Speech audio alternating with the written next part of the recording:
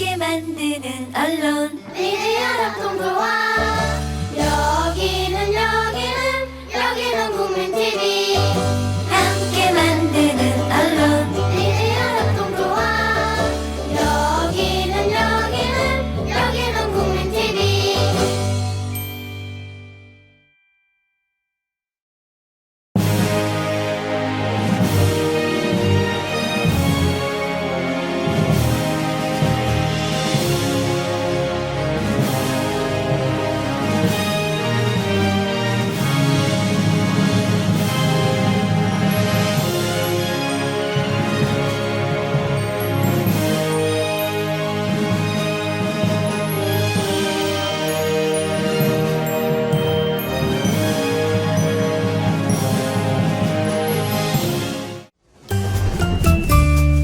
귀로만 듣던 국민TV의 팟캐스트를 이제 보이는 라디오로 시작합니다. 국민TV 광고를 모집합니다. 조합원과 비조합원 여러분, 자신이 속해 있는 기업과 사업체, 그리고 알리고 싶은 모든 것들 다 좋습니다. 광고를 원하시는 분은 신청해주세요. 홈페이지 kukmin.tv, 국민.tv 또는 지역번호 02-3144-0933번으로 연락주세요. 여러분의 많은 참여 바랍니다. 애국 시민 여러분, 해외 동포 여러분, 그리고 동네 주민 여러분 안녕하십니까? 저는 여러분의 조합원 소리지기 노래꾼 손병희입니다. 그리고 보이는 라디오에 백년전쟁을 진행하고 있는 진행자이기도 하죠. 오늘은 스튜디오가 꽉 찼습니다. 그죠? 예, 네. 원래 2명이었는데 차례로 소개해드리겠습니다. 항상 저와 호흡을 맞추고 있는, 저에게 많은 것을 가르쳐주고 계시는 민족문제연구소의 네. 박한용 선생 오셨고요. 네, 안녕하세요. 네, 그리고 여기는 새로 이번에 모신 분입니다. 장준하 기념사업회 상임운영위원장이신 이준영 선생이십니다. 안녕하십니까? 안녕하십니까? 예, 오늘부터 2회에 걸쳐서 장준하 선생에 대해서 이야기를 해볼까 합니다. 글쎄요, 이렇게 말씀드려도 좋을지 모르겠습니다. 넬슨 만델라라는 이름을 남아프리카 공화국에서는 많은 사람들이 알고 있었죠. 그러나 넬슨 만델라가 한참 활동을 하다가 투옥이 된 시점부터 당분간은 그의 이름이 불려지는 것은 금기였겠죠. 그래서 그 이름을 모르고 자라나는 어린이들도 있었을 겁니다. 그러다가 아름아름 알게 돼서 그분이 얼마나 훌륭하신 분인가, 그리고 그를 탄압한 백인 정권이 얼마나 부도덕한 것인가를 알게 될 수 있겠죠. 우리나라에도 그런 적이 있었죠. 이름 석자를 얘기하지 못하고 한재야 인사 또는 재야 인사로 신문에 나온 분이 계셨습니다. 그분이 나중에 대통령 되신 김대중 씨였죠. 그런 경우가 있습니다. 70년대 재야 대통령으로 불리웠었던 장준하 선생, 사실 저는 어렸을 때 그분의 이름을 들어본 적이 없습니다. 예, 없어요. 나중에 청년이 되었을 때 공부를 하면서 알게 된 것이었죠. 그러나 그분의 이름은 지금까지 인구에 회자되고 있고요. 아니면 아직까지 이분의 이름을 못 들어본 경우도 있습니다. 금년이 40주기가 되는 그런 해입니다. 그래서 특별히 오늘 장준하 기념사업회 상임운영위원장이신 이준영 선생 모시고 우리가 왜 그분을 알아야 되는 것인가에 대해서는 역설적이게 그분을 알아가는 과정을 통해서 조명하는 시간을 갖겠습니다. 오늘 귀한 시간, 너무 이게 상투적인 의미이긴 하지만 그래도 귀한 시간 내주셨습니다. 네, 고맙습니다. 귀한 시간 맞습니다. 감사합니다. 네. 그러고 보니까 장준하 선생님께서 해방된 조국에 돌아오셨을 때, 그때 여의도의 비행장에 광복군으로 착륙하셨을 때 거기 경비대장이었던 일본군 대저인가요? 이 사람이 와서 술을 바쳤다라는 대목도 기억이 납니다. 예, 끽다가 아니라 주다거죠. 주다거. 끽주거. 끽주거. 예, 그렇습니다. 장준하. 사실은 이 종이 한 장 가지고 우리가 앞으로 2시간을 2회에 걸쳐서 이렇게 해야 됩니다만, 강의안이 없는, 질문만 잔뜩 있는 그런 질문지를 가지고 강의를 진행해야 되는 그런 기분일 수도 있겠는데, 그러지 마시고 각자 아시고 있는 그런 것을 통해서 자유롭게 얘기하는 시간을 가졌으면 좋겠습니다. 물론 주로는 이제 이준영 선생님께서 얘기를 해 주시겠지만, 그분이 어떤 삶을 살았는가라고 했을 때 어린 시절이 중요하다고 말씀을 해주셨어요. 그래서 어린 시절부터 조명하자고 그러셨습니다. 그 취지부터 좀 말씀해 주실래요? 장준환 선생님이 이 평안북도 의주군의 이제 네. 산골 마을에서 태어나셨습니다. 근데 네. 태어나서 일본에 유학해서 일본군에 입대하기 전까지 만났던 네. 그 수많은 인간관계들이 이후에 장준환 선생님이 사상계를 만드시거나 아니면 민주화 운동을 진행하실 때 네. 또는 더 큰 의미에서 볼 때 대한민국 민주화 운동의 큰 거목들을 그 가운데서 이제 만나 나가시면서 역사의 한 획을 만들어 나가는 관계들이 네. 태어나서부터 일본 유학생까지 인간관계에서 대체로 나온다 그런 판단을 합니다. 네. 그랬군요. 네. 하긴 이분의 그 중년 이후에 삶에 대해서는 이러저러하게 아름아름으로 듣기도 하고 뭐 TV도 나오고 그랬습니다만 어린 시절, 리즈 시절 뭐 이런 부분에 대해서는 잘 알려지지 네, 않습니까? 그렇죠. 네. 그런 의미에서 의주에서 태어나셨다고 하는데 의주라는 것은 역사적으로 선조가 거길 통해서 중국으로 내빼려고 했었던 그 의주 맞죠? 맞습니다. 예. 거기 철도가 놓이면서 신의주라는 지명이 네. 생겼습니다만, 예. 그 출생과 가족 상황이라 할까요? 네. 어떻게 됐을까요? 장준환 선생님은 부친 조남은 이제 장석자 인자십니다. 장석인 목사님과 그 어머니 김경자 문자, 김경문 여사님 사이에 둘째로 태어나셨죠. 4남 1녀입니다. 네. 근데 그 둘째였는데 첫째가 태어난 지 얼마 안 돼서 죽어요. 아, 예. 그래서 이제 장남으로 살아오셨던 분이시고요. 근데 이제 장준환 선생님을 논하려면은 아버님보다는 할아버지를 먼저 좀 논해야 됩니다. 그래서 네.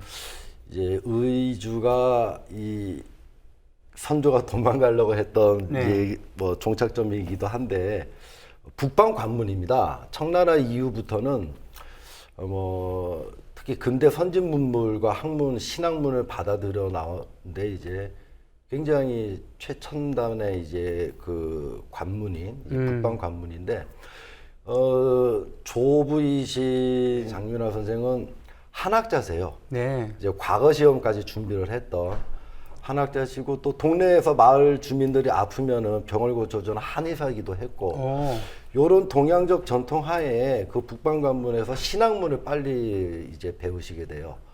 근데 이제 신학문을 접하다 보니까 자연스럽게 기독교를 접하게 되고 독실한 기독교 신자가 됩니다. 그랬군요. 그래서 교회 장로시죠. 예.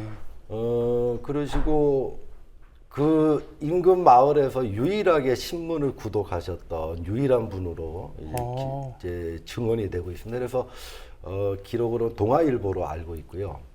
그러니까 굉장히 동양 전통의 우리 한학과 한의는 물론이고 신학문, 기독교를 이제 습득하시고 더불어 이렇게 신문까지 구독하시면서 세상에 이제 어떻게 흘러가는지에 관심이 많으셨던 이제 그런 분이시죠.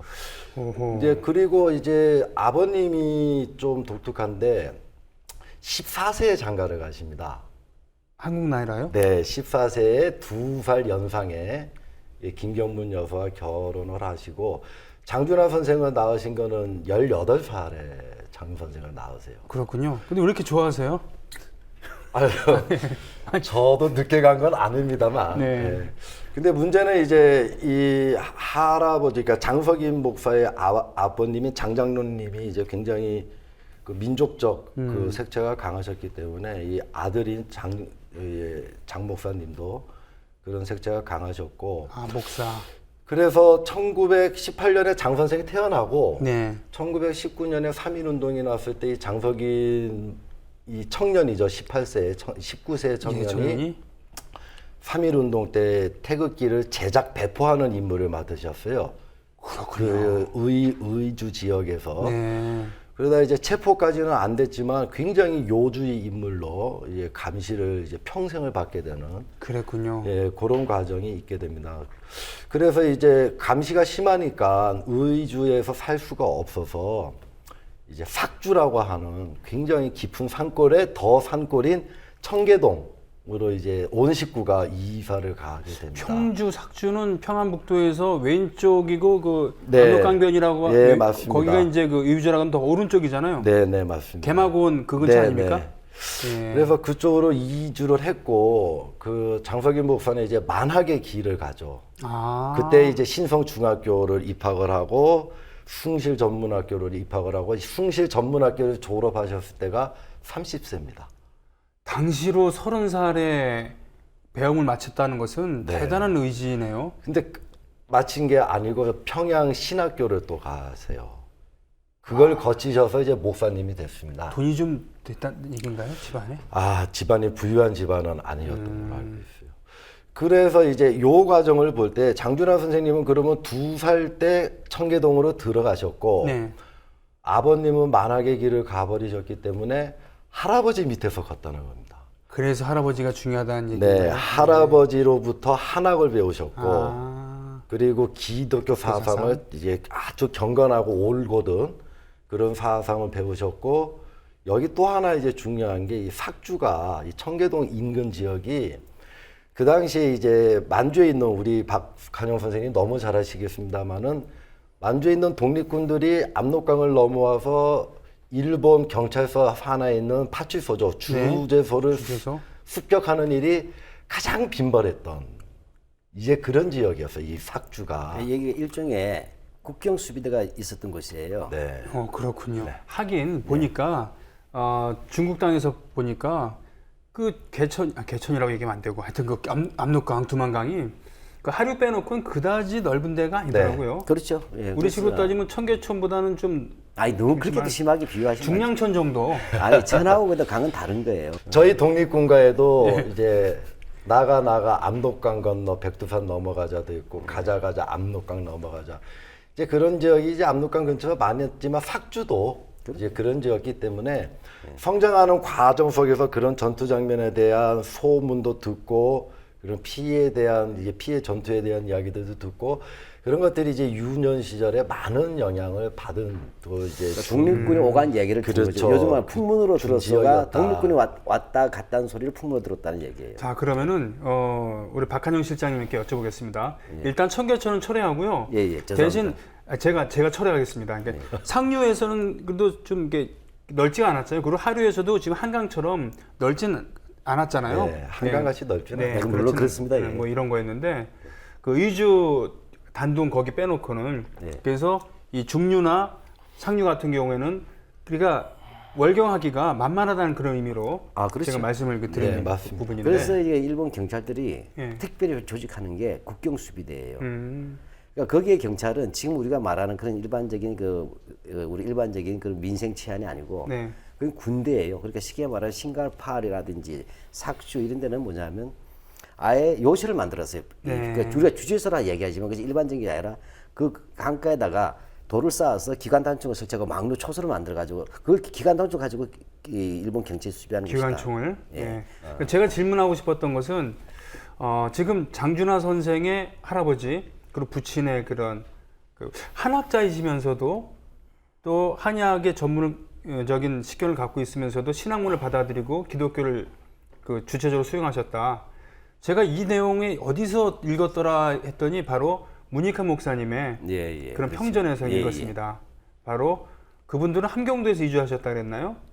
그렇죠. 또, 많이 예. 들어봤으니까. 그래서 그 김씨 집안 그 김야견이죠.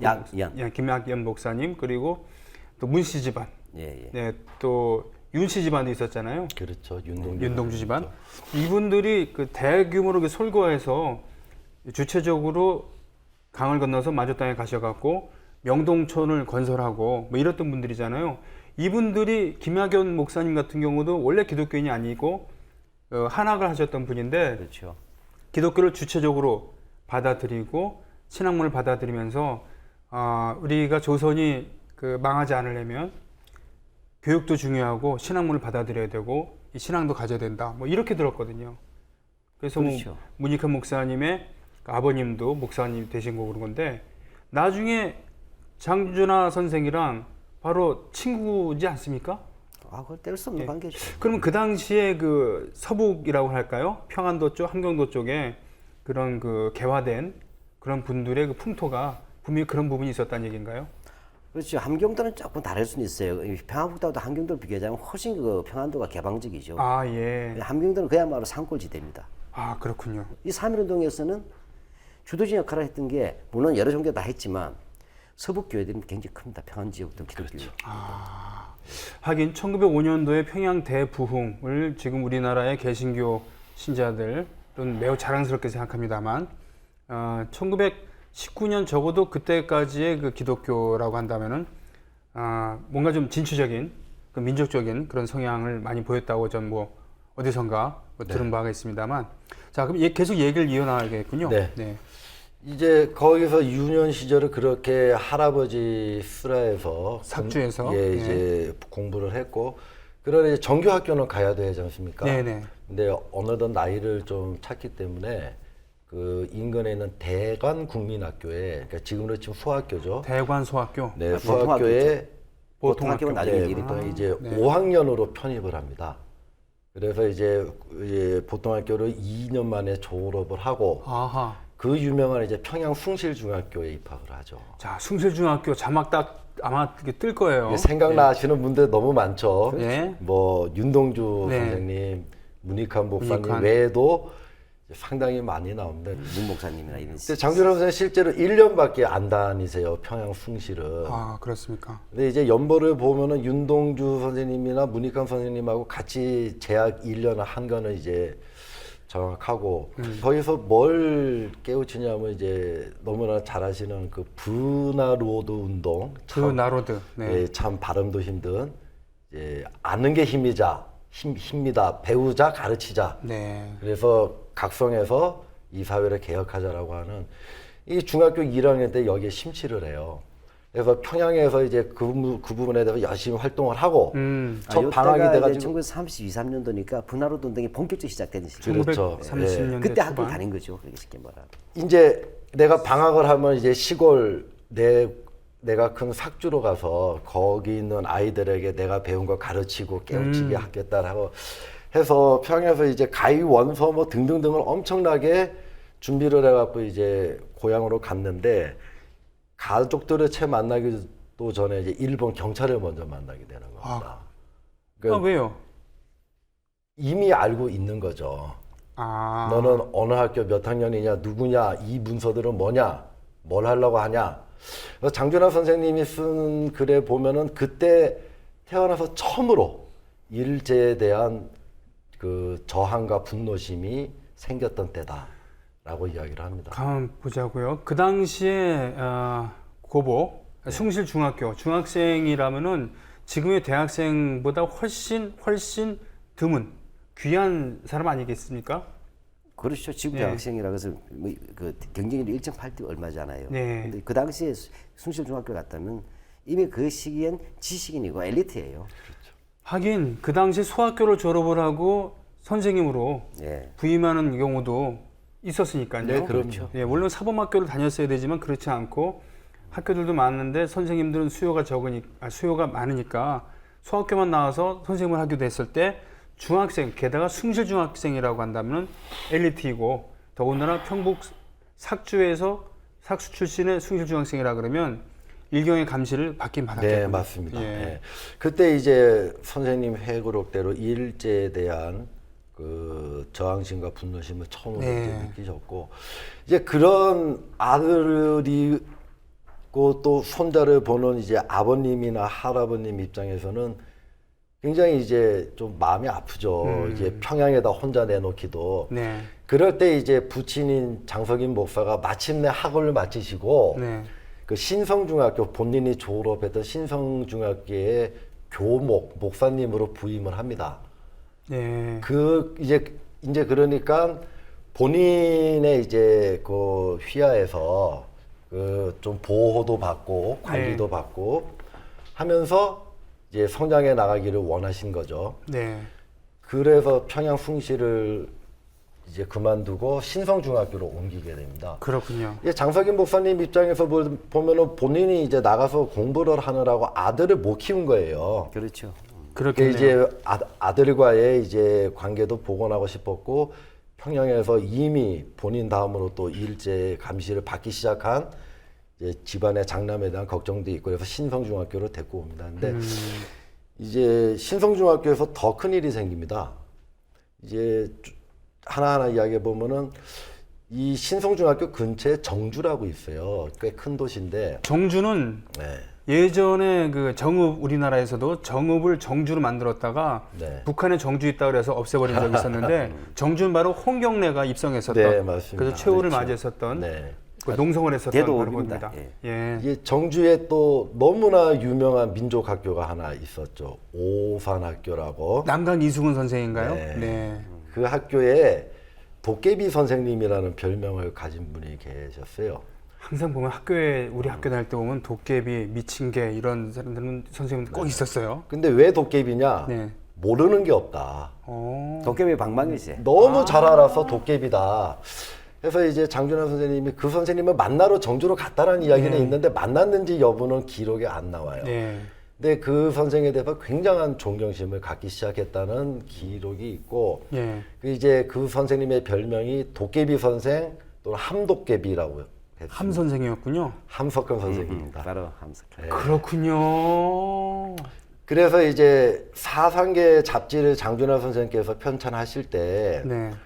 이 함석근 선생을 초빙해서 글을 쓰시도록 한 것도 이미 이제 중학교 시절에 정주에 있던 도깨비 선생 함도깨비를 이미 잘 알고 존경했다는 거죠. 숭실학교에서 그 문익환, 윤동주 네. 등등을 만난 얘기 이게 잠깐 지나갔습니다만 그게 소시적인 인연은 대단한 인연이잖아요. 그럼요. 네. 예. 윤동주와 감수성이 예민한 문익환의 시절, 그렇죠? 만남은 특히 이제 문익환 목사님과의 만남은 뒤에 다시 유학 그렇죠. 시절로 이제 가서 또 이야기가 될 겁니다만은.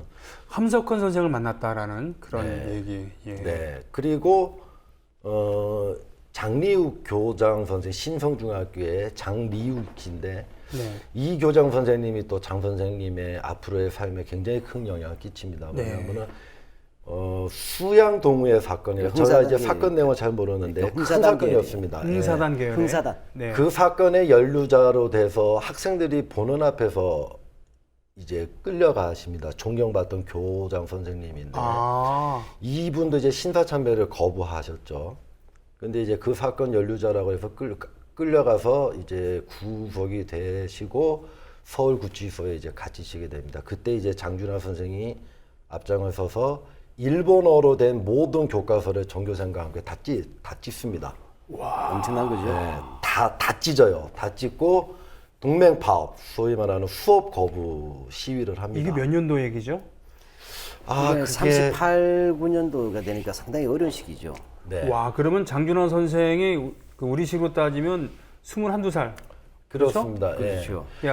야, 그러나 근데 예. 그렇게 해갖고 일본 경찰한테 포위가 돼요. 네. 이제 동맹 파업을 했기 때문에. 그래갖고 이제 끌려가고 맞고 하다가 이제 몇 사람들만 뒷산으로 도망가서 이제 포위가 됐는데 일본 경찰들이 와서 주동자만 나오면은 나머지는 방면한다. 네, 네. 그때 이제 장준하 선생이 내가 주동자다. 그래갖고 이제 앞으로 걸어 나가셔서 그 경찰서 유치장 신세지입니다. 아니, 생애 최초에. 요즘에 우리나라의 지도자라고 하는 사람들 이랑은 전혀 다른 행보를 네. 보이고 있네요. 이때 신안소학교 시절이잖아요. 아니요. 신성중학교. 신성중학교 시절. 예, 신성중학교 학생 시절이죠. 근데 그러니까. 요때 처음으로 유치장 철창에 갇혔는데 그때 이제 같이 끌려갔던 한 학년 밑에 네, 네. 후배가 철창에 갇힌 장준하 선생을 묘사해서 쓴 글에 네. 입술을 굳게 깨물고 예. 철창 밖 창문을 응시하는 그에게서 전율을 느꼈다. 라고 썼는데 그 글을 쓴 분이 개훈재 선생입니다. 나 지금 짜릿해지려고 그러는데 네. 다른 얘기든 들어봤지만 함석헌 선생, 함도깨비 얘기도 처음 듣고요. 네. 그리고 개훈재 선생도 처음 듣습니다. 신성중학교의 한 해 후배입니다. 지금 이 자막을 통해서 좀 알려주셨으면 좋겠습니다. 개훈재 선생이 얼마만큼 치열하게 사셨고 그분이 얼마나 고생을 많이 하셨으며 상대적으로 저평가 받았는가 동의하십니까? 네, 맞습니다. 동의하십니까? 그렇죠. 개훈재 선생 같은 경우에는 그 중요한 기록 하나 남겼어요. 네. 나중에 식민지 야화라고. 네. 별로 알려지지 않았는데 일제 말기 자기가 어떤 시기에 겪었나 그게 다 나오는 네. 얘기예요. 20살 무렵에 예.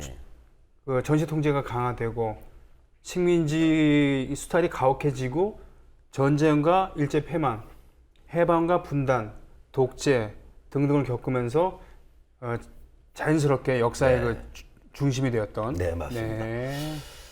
한국사의 주요의 줄기들을 네.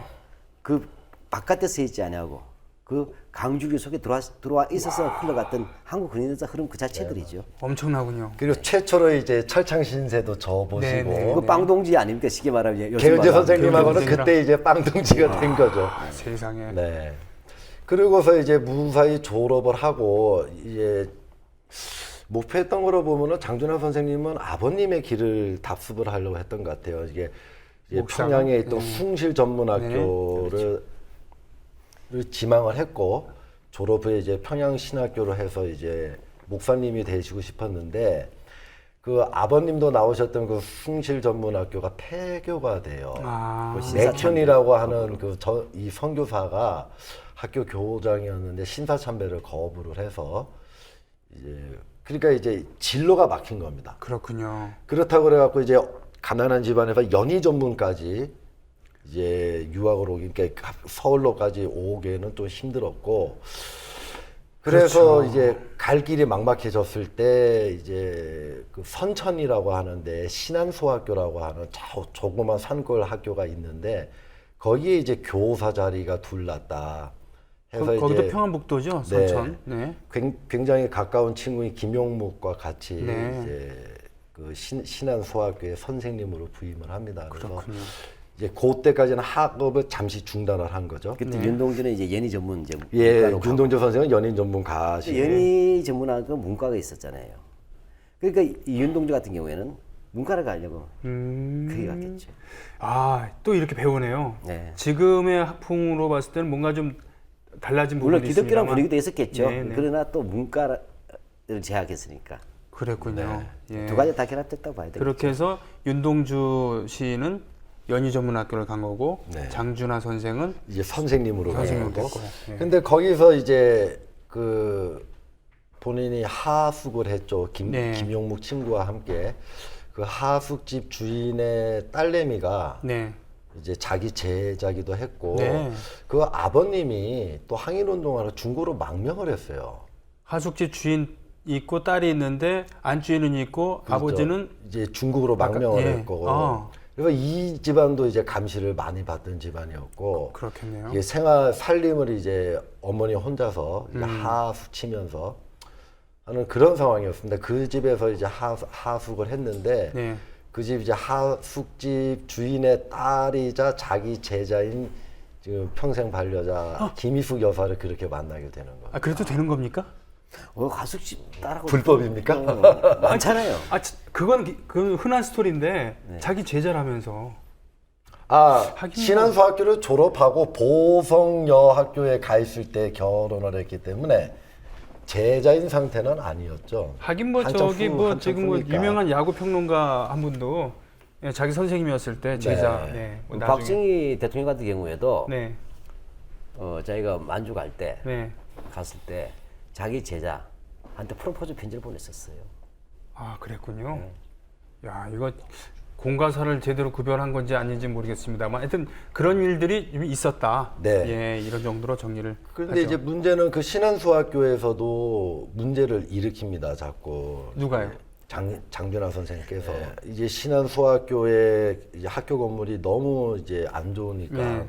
학생들하고 같이 건물을 짓자고 열심히 또 마을 사람들의 반대에도 불구하고 멋진 학교도 짓고 그러는 가운데서 일본 경찰과 이제 크고 작은 충돌이 생깁니다. 그래서 이제 내가 학업의 꿈도 다 못 이뤘는데 여기서 선생 생활을 하면서 내가 언제까지 여기서 내 삶과 내 그 앞으로의 뜻을 펼칠 수는 없겠다라고 이제 결정을 하고 일본 유학을 결정을 하는 그런 과정이 그 작은 시골 학교에서의 몇 가지 개혁과 계몽 활동을 하다가 일본 경찰과의 충돌이 생기면서 이제 유학을 결정을 하게 되죠. 근데 그 충돌의 배경을 알 때 그 시대적 배경이 굉장히 중요해요. 네. 바로 이게 1938년부터 이제 3년 동안 이제 교사를 네. 했었단 말이에요. 네. 아까 말했죠. 1938년 되면 한국신문서사가 암송이 됩니다. 고고고 시민도 셋이라고. 어. 한국 시민 서사.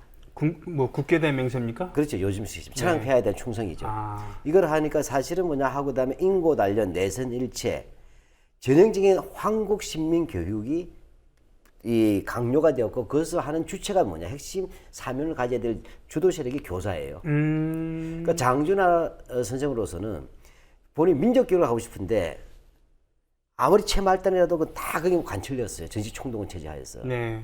그러니까 충돌에 가서 필연적인 거예요. 네, 맞습니다. 그리고 아이들을 가르쳐야 되는데 일본의 노예로서 천황을 위해서 살고 죽는 것을 가르치다고 하니까 네. 아마 그래서 아마 못 견뎠을 거예요. 그 한 얘가 아까 학교 이 교사 건물도 아니고 학교로 이 건물로 쓰는 데가 워낙 안 좋으니까 학생들하고 직접 이렇게 돌을 쌓아서 학교를 만들었는데 거기에 학교에 우리도 가면 태극기가 항상 걸리지 않습니까? 네네. 교실에.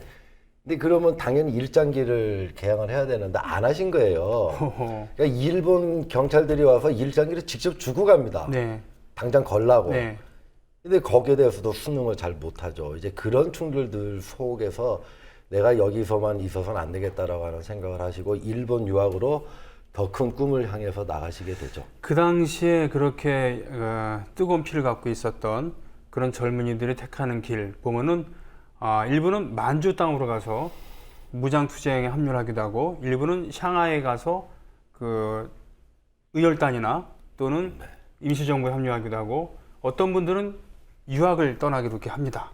그렇죠? 근데 그거는 박한영 선생님께서 정리를 해주시겠지만 그 시대별로 다르죠. 그렇습니까? 예, 상하이나 만주로 가던 때는 뭐 저희가 잘 알듯이 뭐 청산리 싸움이라든지 봉오동 전투라든지 뭐 고산자령 전투라든지 그런 쪽은 이제 해방 이후 아니 여기 3.1운동 이후 예 그때 이제 망명객들이 많은 거고요. 네. 장준하 선생의 장정 세대라고 하는 부분이 이제 마지막 네, 망명 세대예요. 네. 이제 뭐 나중에 나올 얘기긴 한데 이왕 나왔으니까. 네. 그러니까 우리가 이제 망명을 할 때 제 1차 망명이 있어요. 네. 1차 망명이 1910년 전후한식입니다. 10년 전후한. 흔히 말 국망 전후에. 예. 이게 제1세대 망명객이죠. 네.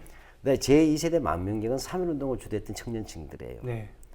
그러니까 이 민세 안종 선생 같은 분도 그때 일시적으로 망명. 누구요? 민세 안재홍.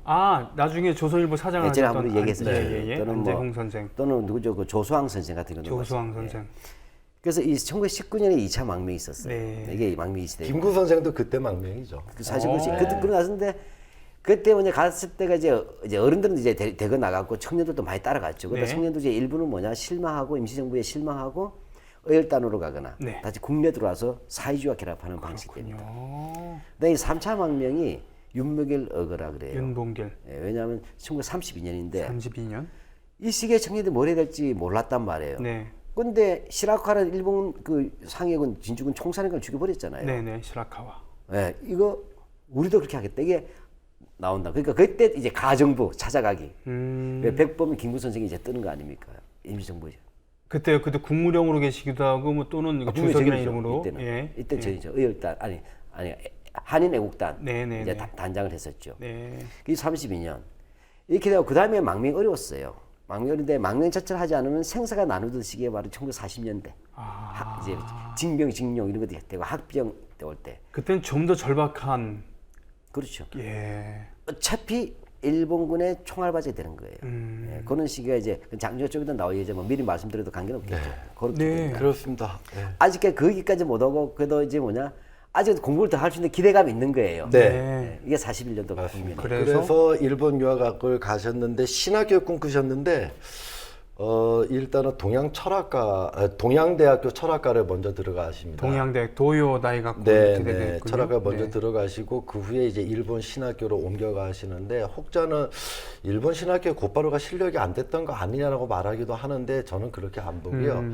원래 신학이라고 하는 것도 철학에서 출발을 해야 되기 때문에 깊이 있는 공부를 위해서 철학과를 먼저 거치셨다고 생각이 나고 근데 전체 유학 생활은 1년 6개월입니다. 네. 근데 요 기간 동안에 중요한 거는 이제 그 문익환, 문동환 박사님들과 깊은 관계를 맺기 시작했던 요게 이제 아까 초도에 말씀드렸던 학창 시절의 인맥이 그 이후의 인생에서의 중요한 그 결정 계기들이 되고 어떻게 보면 대한민국 민주화운동 역사의 큰 길목들인 개운제, 문익환이라고 하는 이것들이 만들어지는 학창 시절의 인연은 여기까지고요. 아, 예. 근데 이제 문제는 여기서 이제 그 이광수 최남선, 네네. 그 춘원이나 육당 등이 이제 그 당시 청년의 입장에서 생각할 때는 진짜 뭐 영웅 같은 인물들이죠. 그렇죠. 산지식이 그럼요. 완전 뜬 대스타, 부와 명예를 다진 그것도 1910년대, 20년대 이미. 네. 네. 그런 분들이 이제 일본 분들, 하여간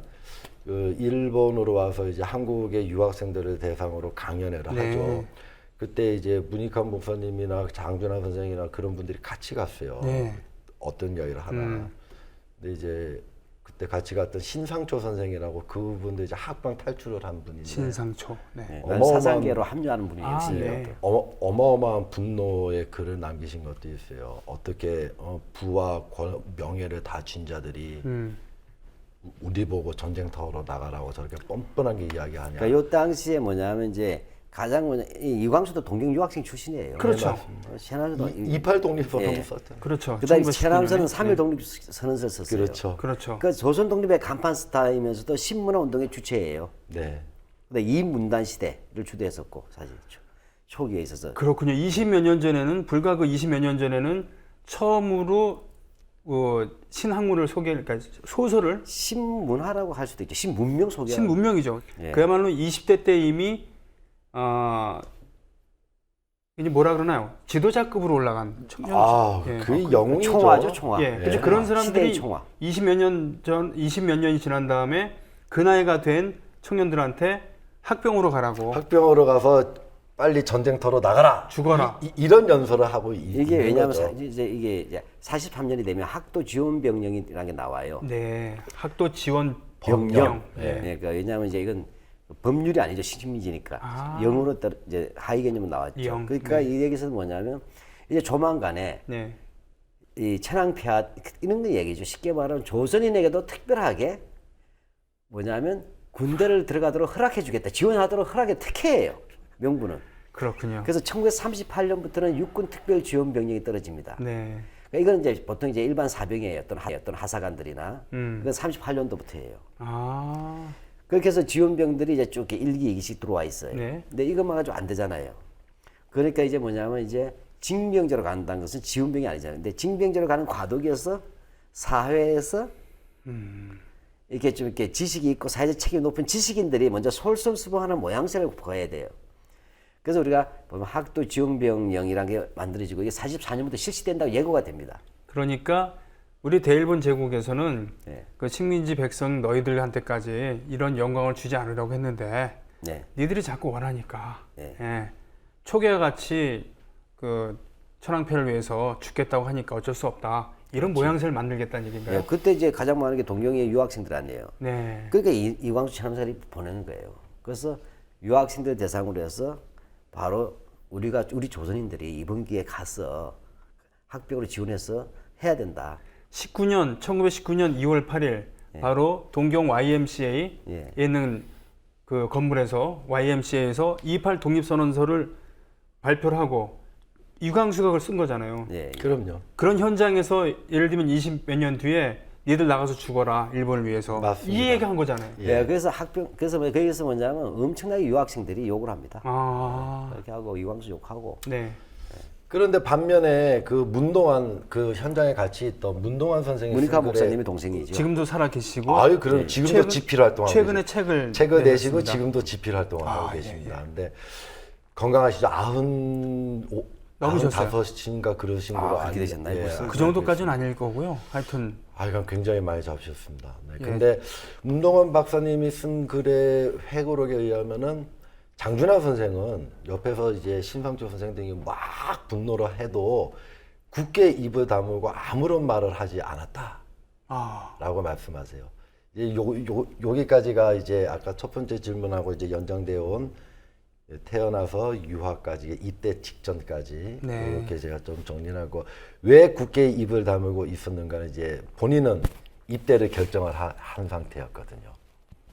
왜 입대를 결정했는가 이제 뒷이야기로 이제 연이어서 이게 나와야 논쟁이 되겠습니다. 됩니다. 네. 흔히 말해서 장준하 선생을 비판하는 사람들은 장준하 자기가 아무리 떠들어도 지는 뭐냐면 일본군이 지원까지 해놓고서 남들 학병 거부 투쟁하는데 이런 식으로 얘기하면서 장준하 선생을 비판하는 일부 우리는 숙골들의 또 네. 빌미에서 그걸 얘기하는 거죠. 이때까지 좀 연이어서 그 중간에 끝을 내려면은 그렇습니다. 그 일단 장준하 선생님 집안을 보면은 아까 아버님께서 목사가 되셔서 신성중학교에 교목으로 오셨다고 말씀하셨는데 거기서 쫓겨납니다. 왜 쫓겨나냐면 신사참배 거부예요. 해서 이제 평북의 대관이라고 아까 대관보통학교 나왔는데 대관의 조그마한 교회 목사로 부임을 해갖고 이제 쫓겨나서 갔거든요. 그러면서도 일본 경찰이 계속 감시를 했고, 그리고 본인이 결혼을 하려고 마음먹었던 김희숙 여사 집안은 아까도 말씀드렸듯이 아버님은 중국으로 망명을 했고, 그리고 장인어른은 한 번도 못 본 분이에요. 근데 그 장준하 김용묵이 그 선천에 떠난 후에는 하숙생도 없는 거예요. 그러니까 이제 살림이 안 되는 상황입니다. 그렇겠죠. 그래서 이제 보성 여학교로 이렇게 진학을 했는데 2학년 댕기고 그만둔 상태였어요. 학비가 없어가지고.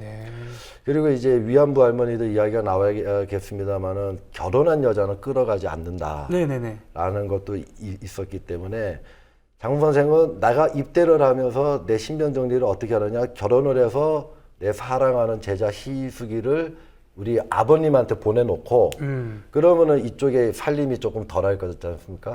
그렇게 좀 전체적으로 안정화시켜놓고 둘 다 일본 경찰에 그 감시를 받는데 내가 여기서 병영을 기피하면은 문제가 되니까 내가 입대할 거다. 그래서 전체적으로 국내를 안정시키겠다는 생각을 하신 거고, 그게 이제 반입니다. 또 반은 계속 쌓아왔던, 이제 태어나서 할아버지한테 교육 받으면서부터 쌓아왔던 또 민족적 그 자부심, 저항심, 분노심이 실천의 단계로 간 나이가 된 거죠.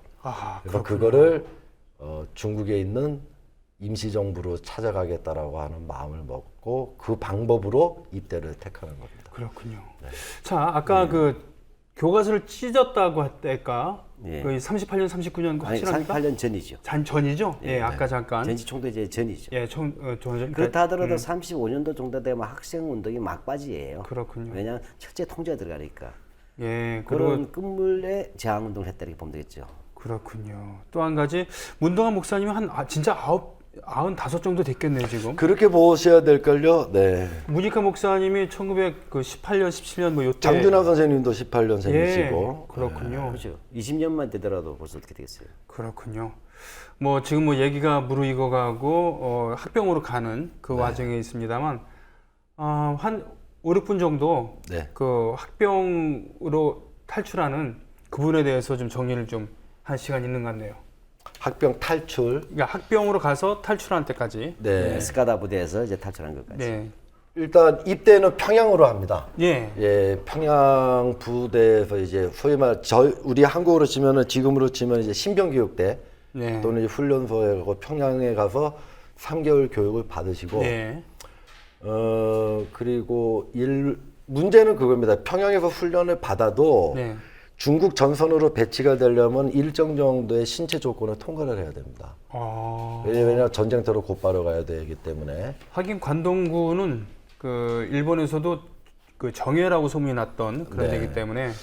그래서 근데 이제 문제는 그런 결정 직전에 이제 동상이 심하게 걸려요. 아이고. 한겨울에 이제 말발굽을 이제 맨손으로 이제 닦다가 상처가 나고 동상이 심하게 걸리는데 그것 때문에 이제 자칫하면은 못 갈 뻔했죠. 그래서 마지막 배치를 할 때 일본군 이제 고위 간부가 손을 보고 칭칭 이제 붕대까지 메고 이제 그러니까 너는 안 가도 된다.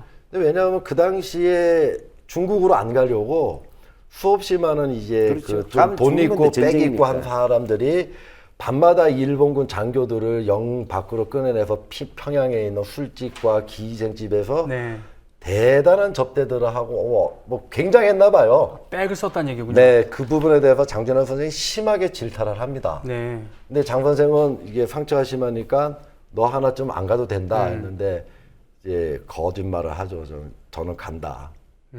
나는 꼭 가겠다. 이따위 거 아무것도 아니다. 그럼 너는 안 가도 되는데 참 희한하다. 그럼 가라.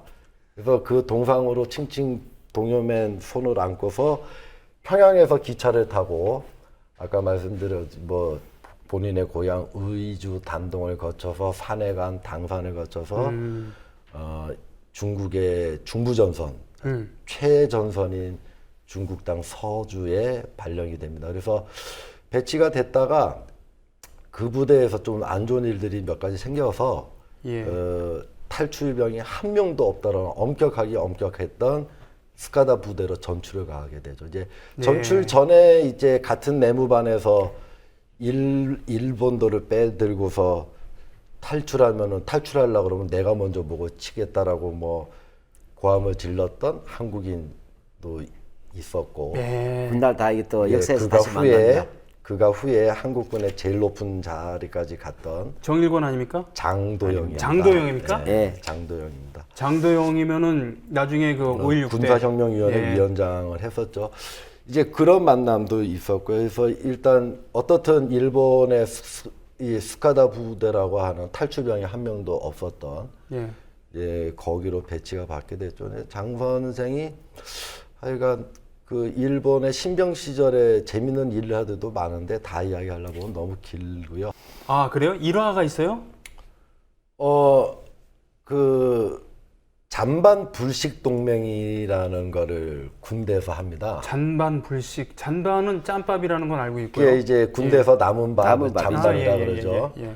근데 이제 일본 군인들은 이제 외출이 자유로우니까 네. 이제 영내 밖에 나와서 술도 먹고 오고 이것저것 많이 먹고 와요. 네. 근데 이제 조선인 출신 병사들은 탈출 위험이 있기 때문에 외출이 안 됩니다. 아 그것도 차별을 했었어요? 그뿐만 아니라 내무반 생활이 그렇게 그렇죠. 가혹했어요. 조선인 징 그런데 이제 그러니까 상대적으로 일본군에 비해서 배가 고프죠. 네.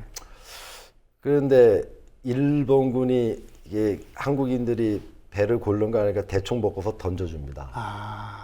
이제 그거를 서로 먹겠다고 싸우고요. 이제 그거에 대해서 너무 이제 화가 난 거죠. 아 장준환 선생께서. 예, 이제 그러니까 마지막 동포들에서 화가 개밥 주듯이 주는 나가지고. 것을 예. 주워 먹는 조선인이 개란 뜻이잖아요. 그래서 그 안에서 잔반 불식 동맹을 만들어요. 절대 일본군이 남긴 밥을 먹지 마라.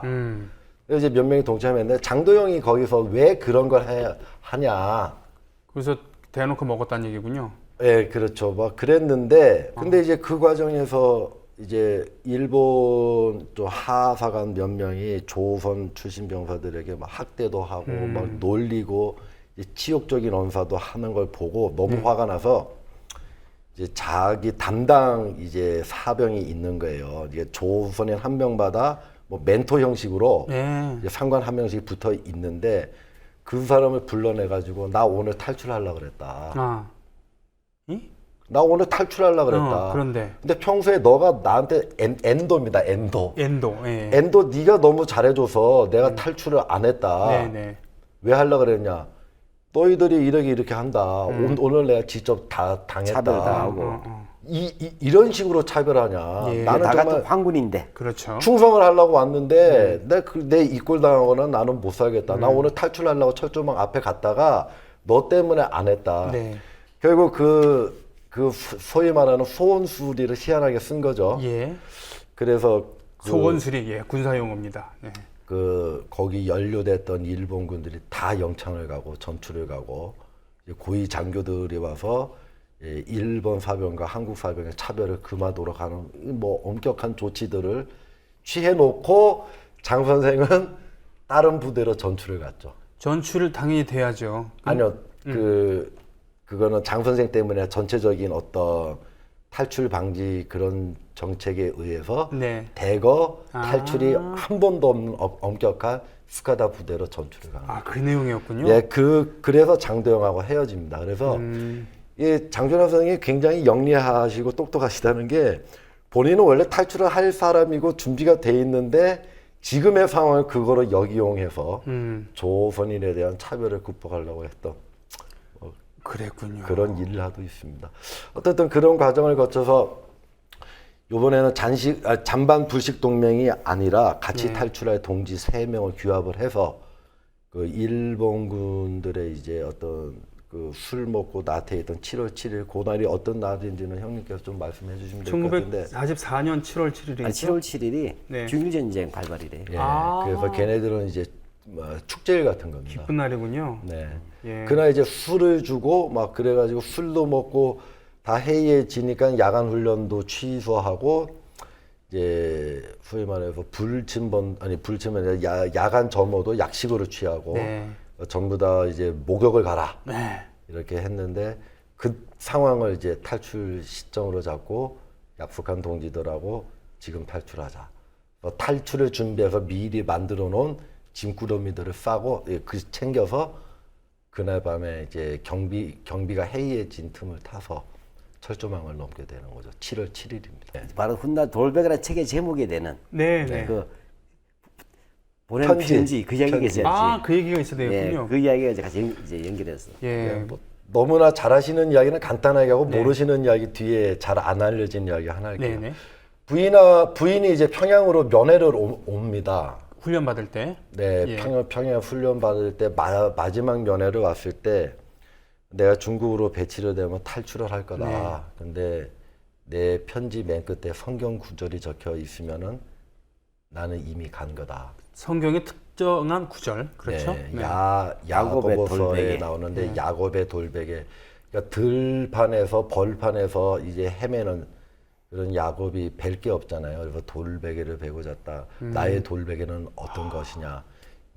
야곱의 돌베개는 이제 광야의 돌베개고 나는 중원 대륙의 돌베개를 찾아갈 것이다고 하는 의미로 그 성경 구절을 편지 맨 끝에 예. 적었고요. 그래서 그거를 계기로 해서 이제 탈출을 하신 건데 이제 김희숙 여사가 그 편지를 받았잖아요. 네. 장 선생님 글 어디에 봐도 그 편지를 받은 나이 어린 신부 네. 결혼한 지 며칠 만에 입대해버려서 네. 중국으로 갔고 중국으로 간 것도 서러워 죽겠는데 탈출까지 네. 이제 했다라고 하는 암호가 적힌 편지를 네. 받았죠. 나이 어린 신부가 얼마나 겁이 납니까? 그래서 그러게요. 왜냐하면 남아 있는 가족들을 그냥 무사할 수가 없지 않습니까? 네. 그래서 이 편지를 누가에게도 못 보여주고 시아버지한테만 보여준 거예요. 예. 시어머니는 건강이 안 좋으셔가지고 네, 네. 충격 네. 받으시니까 장석인 목사께서 아무한테도 말하지 마라 라고 해서 이 비밀로 숨긴 거죠. 근데 가끔가다 일본 헌병들이 온대요. 네. 갖고 와가지고 뭐 별일 없냐고 그러면 이제 장석인 목사나 김희숙 여사께서 거꾸로 묻는 거죠. 아니 우리 그이 죽었냐 살았냐 편지가 안 온다. 그렇군요. 네, 왜 편지가 안 오냐. 역공작 들어간 거군요. 네. 그러니까. 예. 그러면 이제 일본 헌병들은 잘했다고 걱정 말라고. 근데 왜 편지를 안 써주냐. 그러니까 바빠서 그러니까 그래서 우리가 직접 와서 안부를 전하는 거다. 이제 일본 헌병들은 그렇게 연기를 하고 이제 시아버지나 김수 서로가 교사는 연기를 하는 거네. 왜 편지가 안 오냐 걱정되게 이제 그런 이야기를 했다고. 자, 그럼 이 시점에서요. 마무리할 때가 됐는데 제가 오늘 기타를 들고 왔습니다. 예.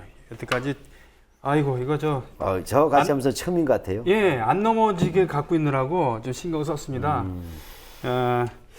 봉기가라는 이름으로 또는 독립군가라는 이름으로 남아있는 곡인데 같이 학병 탈출을 했었던 김준엽 전 고려대 총장이시고 정권이 바뀔 때마다 내각이 바뀔 때마다 국무총리 입각설이 있었습니다. 한 번도 응하지 않았던 독재 정권에 응하지 않았던 장준하의 영원한 동지 학병 동지였으며 탈출했을 때 또 임시정부에서 같이 문예지를 발간하기도 했었던 그분이 제일 좋아했었던 당연히 장준하 선생님도 알고 있었던 그런 노래일 텐데 이 노래 부르고 잠깐 좀 정리하는 시간을 네. 갖겠습니다.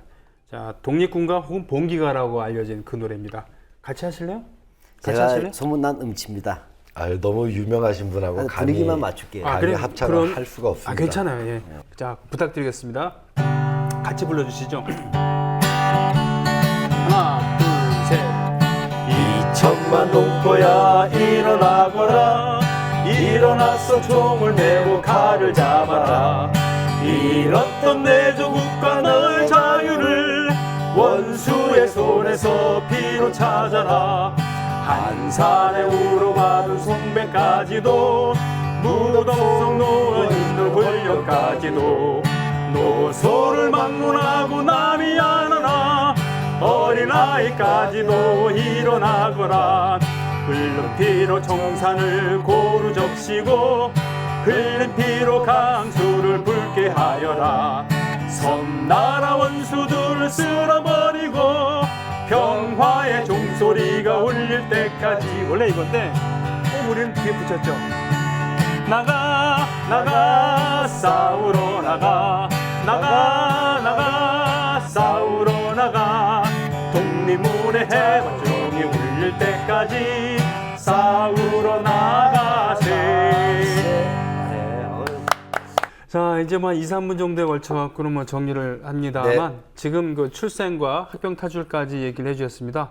정리를 한번 쭉 그 의의라고나 할까요? 어떤 환경에서 어떻게 자라났고 어떤 교육 관계가 있었기 때문에 뭐 이런 식으로 이렇게 그 어렸을 때 성장 과정에서 만난 사람 그리고 배웠던 거 그리고 마음에 깊이 담았던 거 그리고 이제 청년기에 어떤 꿈을 세우고 어떤 인생의 목표를 정해서 결정을 하고 결단을 하고 실천을 해갔는가 그것이 이제 향후 평생을 살아가는데 매우 중요한 그 바탕이 된다고 생각을 합니다. 그래서 다음 주에 이제 이후에 장준하 선생이 어떤 삶을 살아가셨는지에 대해서 이야기가 되겠습니다만 오늘 이야기가 남은 장 선생의 청년기 이후와 중년기 그리고 돌아가시는 상황까지의 모든 인생을 좌우합니다. 그래서 저는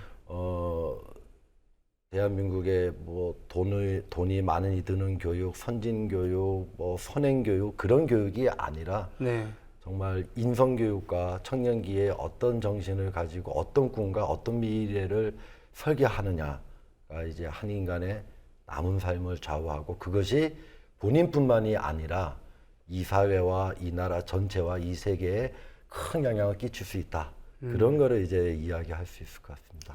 알겠습니다. 박 실장님.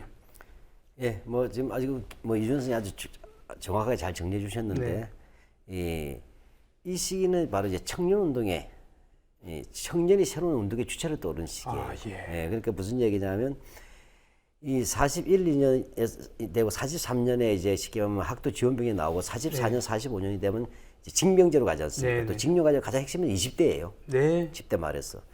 따라서 뭐냐 이거 그다음 전쟁 시기죠. 군인이 요구된 시기. 따라서 이 시기의 청년들은 대단히 그 혹독한 시기를 사는 거예요. 가장 다시 말하면 침묵하고 굴중하면 목숨은 부지할 수 있었는데 과거에는 이제는 침묵조차 하더라도 총알바지 끌고 죽는 시기죠. 따라서 이 청년들은 뭐냐 결단을 내야 된다. 그렇군요. 일본의 총알바지가 돼서 노예로 살 것이냐, 아니면 일본에 대해서 해방 투쟁할 것이냐.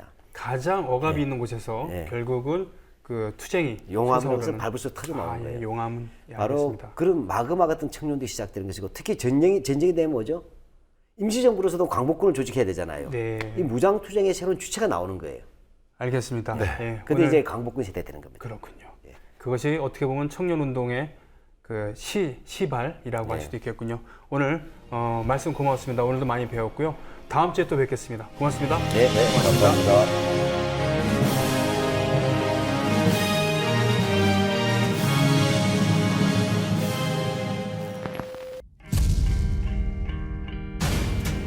Give me the song and I'll sing it like I mean it. Give me the words and I'll say them like I mean it. 'Cause you got my heart in a headlock. You stopped the blood and made my head soft. And God knows you've got me sung. Na na na na na na na na na na na. Danny boy, don't be afraid to shake that ass. 전두환 대통령은 오늘 박근혜 대통령이 오늘 네덜란드로 떠났습니다. The dust may just blow away if you wait for a windy day, but you may find the chances passed you by. I can't do the walk, I can't do the talk. 국민TV, 국민라디오 그리고 뉴스케이를 응원하시는 분들 미디어 협동조합 조합원 가입으로 힘을 실어주십시오. 그리고 기존 조합원 분들은 월조합비 납부 신청을 해주시면 감사하겠습니다. 조합원 가입과 월조합비 납부 신청 문의는 홈페이지 국민.tv 또는 서울전화 3144-7737로 연락 주시면 됩니다.